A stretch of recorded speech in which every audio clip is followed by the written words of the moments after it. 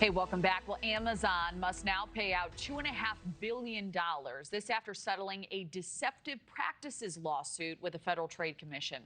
So the FTC says the retail giant misled its users into paying for Prime memberships, then making it hard for them to cancel. So now Amazon will pay $1.5 billion to 35 million customers and another $1 billion to the FTC.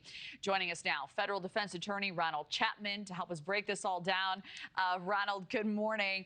Amazon, to note, not admitting any wrongdoing here. This settlement comes just 3 days into the trial. What's your take on why Amazon settled so quickly?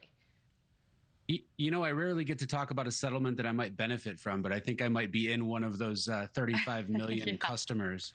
A settlement in the middle of a trial isn't the craziest thing. It happens all the time, especially as the evidence starts to come in, the sides are negotiating. But the reality is, despite the staggering number that we have here, 2.5 billion, Amazon is going to make that in a few days, which isn't really going to put a dent in Amazon. Despite that fact, we have a lot of customers, and the internet tests that were part of this case showed were tricked into purchasing Amazon. But it's even more problematic because they couldn't get out of Amazon Prime once they'd actually purchased it, which obviously impacted a lot of customers who might have been struggling to make ends meet at the time. So settlements will be automatically paid out here, thankfully. This isn't like a class action where you need to make an individual claim and deal with a lawyer. Well, that is an important distinction, and there will be quite a number of people, you can imagine, who are going to be benefiting from this. So the money, $2.5 billion, it's not a lot if you do the math, the 35 million customers. What are we talking about, like $50 each? Is this a fair settlement? Well, I think it's ultimately going to be fair because it's related to the specific damages at issue in the case. So they were able to calculate while they were figuring out their settlement here and before trial how much was gained from these illicit practices. And through that calculation, they're able to figure out what users were impacted by these deceptive practices. And they'll be able to refund it directly to the users, meaning some people who are even watching this right now will likely get something back in terms of settlement. What that might be, it's probably going to depend on how long you were an Amazon Prime member and if you were before these tricky buttons started to get put into the Amazon ecosystem. Right. In moving forward, will Amazon customers now notice any difference in their Prime accounts?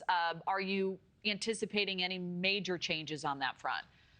Well, these changes really occurred as a result of an act that was put forward to restore confidence in consumer practices and online consumer practices. And as a result of that, the Amazon Corporation has agreed to make significant changes to the way that it practices online and is devoted, it seems, to restoring some of the user or usability of its site to make sure that people aren't tricked into additional purchases. So I would expect that we see those practices go away and a bit more truth restored into the Amazon Prime membership. Now, that being said, will there be an impact on Amazon revenue in the near term? And we really don't think that there will be, because there are so many Amazon Prime members already that are involved. Even when you clear up these practices, there's probably not going to be too much of a shakeup for Amazon. So I think users will still be seeing the same service continue. Right. And you have to think, almost everything is a subscription these days. Are there going to be broader implications? You would imagine other companies are looking at this going, I don't want to get pinched like this. Fantastic question. Yes, I think that this is going to be a bellwether. First, you're going to see a lot of plaintiffs' lawyers out there starting to file similar actions against other companies related to their online practices. We'll probably see a slew of lawsuits related to that. In addition, we'll probably see compliance measures by those entities to try to clean up the way that they're acting online. Hopefully, throughout this process, it's going to be a little bit sticky for a few companies here and there, but we should see some better practices online overall. And that's exactly what the FTC is here to help us with and defend against. All right. Well, some good news. We'll be checking our accounts then. Ronald Chapman, thank you. Thank you. And on this date, the world. Thank you for watching. Subscribe below and download our NewsNation app right now on your phone, and you will get fact-based, unbiased news for all Americans.